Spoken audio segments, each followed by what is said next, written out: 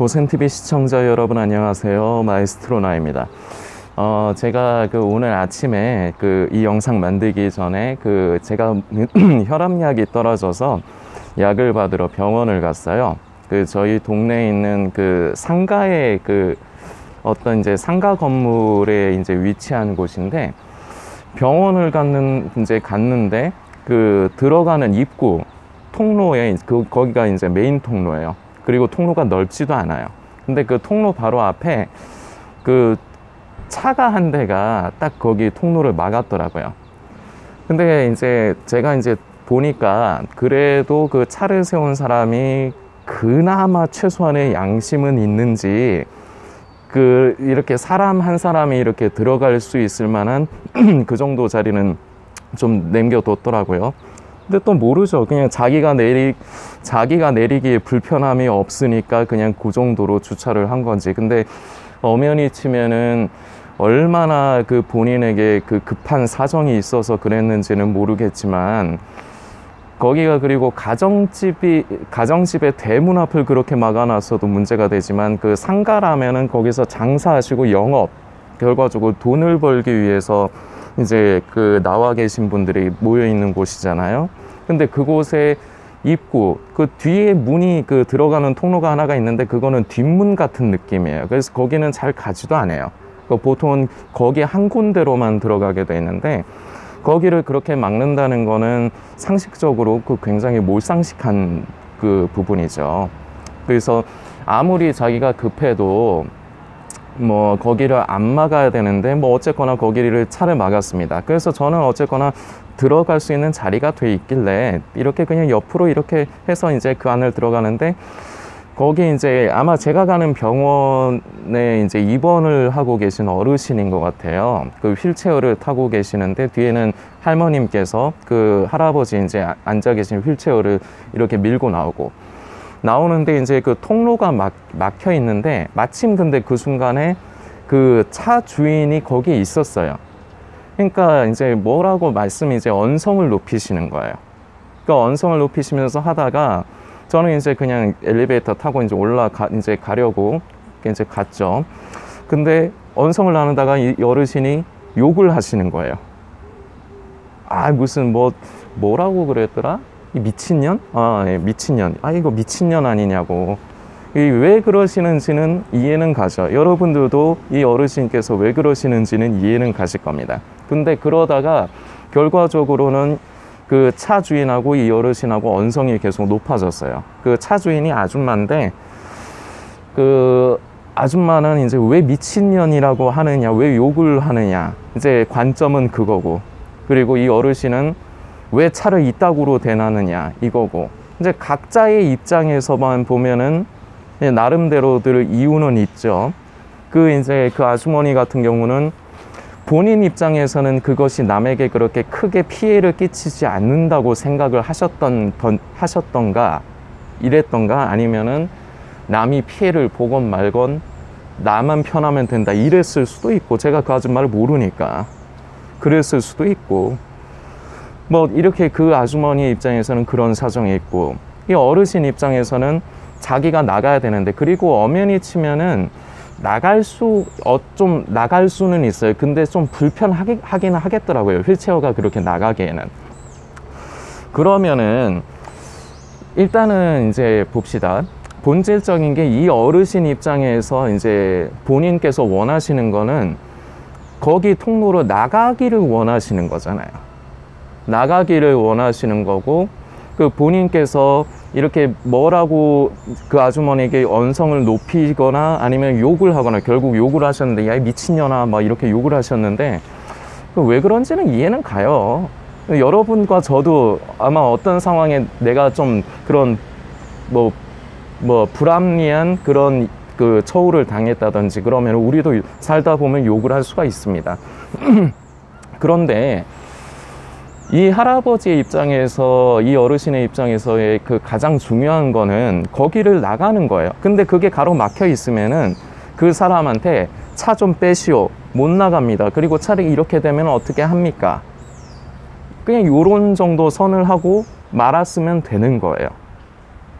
근데 물론 이 어르신 입장에서는 그 나름대로 좋게 얘기를 했다고 생각하시겠지만, 제가 그 옆을 그때 지나가면서 들은 뉘앙스는, 들으면은 어쨌거나 그 원인을 누가 제공했느냐에 떠나서 들으면 기분이 안 좋을 법한 뉘앙스로 그 좀 언성이 높으셨어요. 그러니까 그 아줌마도 만일에 이 어르신이 좀 언성을 좀 점잖게 낮추시면서, 아이고 저희 여사님, 내가 좀 나가야 되는데 이거 길이 이래가지고 어떻게 나갑니까? 그리고 차를 이렇게 대시면 안 되지, 이렇게 점잖게 얘기를 하시면, 그 아주머니도 아우 죄송해요 할아버지, 죄송해요, 제가 너무 급해가지고 잠깐, 그리고 잠깐 되려고 했는데 제가 차 이렇게 좀 치워 드릴게요, 죄송해요, 잠깐만 기다려주세요, 이랬으면은 해피엔딩이겠죠. 그 아줌마도 더 뭐 이렇게 신경질 낼 필요 없고, 이 할아버지도 더 신경질 낼 필요 없고. 그런데 목적은, 본인이 원래 바라는 거는 그 길을 이제 할아버지 입장에서는 그냥 통로를 지나가는 것, 그 바깥에 나가는 것인데, 어느덧 그 목적을 상실을 하고 그 아주머니와 말싸움을 하게 되는 모습을 결과적으로 제가 보게 된 겁니다. 결국에는 이제 욕까지 하고, 미친년아 욕까지 하고. 근데 이 얘기가 그 우리 삶에서 보면은 흔하게 볼 수 있는 예 중에 하나죠. 그러니까 꼭 이 모양은 아니더라도 이런 경우가 많아요. 그러니까 제가 말씀드리는 게 뭐냐면, 본질과 목적을 상실을 하는 경우가 많다는 거죠. 다른 예를 하나 드려볼게요. 이거는 좀 더 대중적으로 우리가 다 이제 경험했을 법한 얘기입니다. 여러분들 요새 그 택배 문화가 참 잘 돼 있다 보니까 어지간한 물건들은 다 택배로 이제 온라인 쇼핑몰 이용해서 이제 주문을 하시는 분이 많을 겁니다. 그리고 요새 코로나 사태로 인해서 가능한 한 사람 많은 그 대형 마트라든지 그런 데 가기가 힘들죠. 뭐 저희 집 같은 경우도 제가 저희 집 살림을 거의 뭐 맡아서 하다시피 합니다. 그 돈 나가야 될 거, 지출해야 될 거, 뭐 그러니까 집안에 필요한 생필품 같은 거를 제가 이제 주문을 하고 그러는데, 저는 이미 아주 오래 전부터 거의 대부분은 온라인 쇼핑몰을 이용을 했어요. 왜냐하면 가격이 오프라인 그 동네에 이제 마트라든지 그런 데보다 훨씬 싸니까. 그리고 저희 집에서 사는 것들이 대부분 딱 정해져 있거든요. 근데 이거는 저희 집 얘기일 뿐만 아니라 여러분들도 대부분 비슷하신 상황일 거예요. 어차피 뭐 사는 거, 쓰는 것과 특별한 게 어쩌다 있을 수는 있는데 거의 비슷해요. 근데 그러다 보니까 그거를 고정적으로 살 적에 동네 마트에서 사면은 그 좀 비싸다는 거죠. 그리고 저는 이제 아무래도 좀 그 경제적인 상황이 계속해서 좀 어렵고 안 좋다 보니까 약을 사는 것도 약국을 여기저기 찾아다니면서 조금이라도 싼 약을 찾아다녀요. 그 저희 집 사람들이 이게 좋은 거는 아닌데, 저도 어릴 때부터 그랬고 좀 약에 의존하는 게 많아요. 몸이 좀 안 좋아가지고 큰 지병은 없는데, 그래서 저희 집에서 그 거의 상비약처럼 달고 사는 게 페스탈이라는 소화제, 그리고 게보린이라는 두통약, 다 아시는 거잖아요. 그리고 타이레놀 두통약 말고 감기약으로 나오는 게 있어요. 이게 그래도 우리 집 사람들, 그 엄연히 치면 저하고 고모한테 그래도 좀 효과가 그래도 괜찮아서 이 약을 사는데, 저희가 약을 좀 많이 먹어요. 그래서 좀 약을 많이 사다 보니까 저는 이제 돈이 많으면은 솔직히 그 약값 뭐 100~200원 차이, 그거를 별로 신경을 쓰고 싶진 않은데, 고정적으로 계속 사야 되고, 그리고 이제 그 돈이 없다 보니까 최대한 100원이라도 싼 데를 찾으러 다녀요. 그래서 막 여기 가서 이거 얼마냐고 물어보고, 저기 가서 얼마냐고 물어보고, 그렇게 해서 좀 싼 데를 찾아서 그렇게 이용을 합니다. 근데 아까 이제 우리가 요새 코로나 사태 때문에도 그렇고, 그리고 온라인으로 주문하면 아무래도 오프라인보다 물건이 싸다 보니까 택배를 많이 주문을 우리가 해놨는데, 이런 경우가 있죠. 택배가 너무 늦게 왔어요. 너무 늦게 왔는데, 늦게 온 것도 기분 나쁜데 딱 열어보니까 내가 주문한 제품이 파손이 됐다든지, 아니면은 뭐 신선식품을 주문을 했는데 상했다든지, 이러면은 기분이 나쁘죠. 자, 근데 여기서 생각을 해봅시다. 기분이 나쁘면은 보통 사람들이 어떻게 하느냐, 그 택배 기사를 잡아놓고 욕을 하거나 아니면은 어디에 막 이렇게 화를 내요.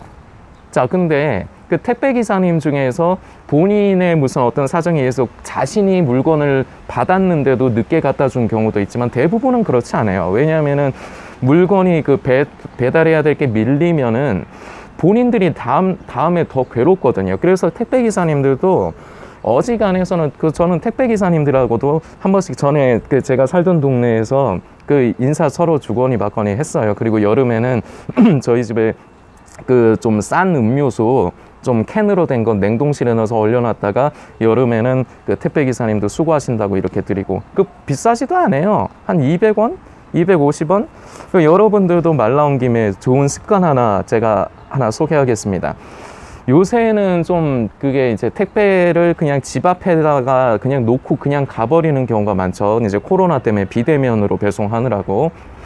근데 그럴 때가 많은데 우리가 그럼에도 불구하고 택배 기사님들 이렇게 마주할 때가 있어요. 우리 집에 이제 건물에, 저희 집이 빌라인데 빌라다 보니까 이렇게 배달하고 계시는 모습을 발견을 할 때가 있죠. 그럴 적에 여러분들, 우리가 딴 데서 그리스도인을 찾지 맙시다. 우리가 그 기사님들 아유 수고 많으시네요, 얼마나 고생이 많으십니까, 그리고 고생이라고 하면 안 되겠다. 고생이라는 말을 여러분들 쓰지 마세요. 좋은 거 아니에요.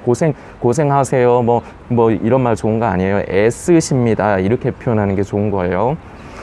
그렇게 애쓰십니다, 요거 별거 아닌데 하나 드세요 하면서, 제가 아까 말씀드린 대로 좀 그렇게 비싸지도 않아요. 캔 음료 작은 거는, 꼬마 캔은 그런 거 하나 냉동실에 넣어놨다가 이렇게 하나 좀 드리고, 여기서부터 이게 바로 그리스도인 같은 삶을 사는 거예요. 어려운 거 다 자꾸 먼 데서 찾지 마시고. 그래서 그렇게 하면 좋겠는데, 잠깐 본질을 넘어가지만, 근데 요거 좀 좋은 습관입니다. 이러다가 또 전도의 길이 또 열릴 수도 있어요. 하나님께서 어떻게 역사하실지 모릅니다. 먼 데서 그리스도인다움을 찾지 마세요. 생활에서 찾으세요. 내 삶에서 내 삶 가까이에 나에게 직접적으로 연관이 돼 있는 곳에서 우리는 그리스도인으로서 삶을 살아가야 됩니다. 먼 데서 찾지 마세요. 근데 자꾸 멀리서 찾기 때문에 제가 이 예도 잠깐 번외적으로 말씀드렸고, 아까 전에 제가 목적과 본질에 대해서 말씀을 드렸습니다. 만일에 제품을 받았는데 문제가 있다 그러면은 제품 판매자한테 연락을 하면 되는 거예요. 그래서 이렇게 제품을 받았는데 결과적으로 내 손에 물건이 파손이 돼서 왔다, 아니면 변질이 돼서 왔다, 변상을 해라, 아니면은 물건을 교체해 달라, 이렇게 해야 되는 거예요.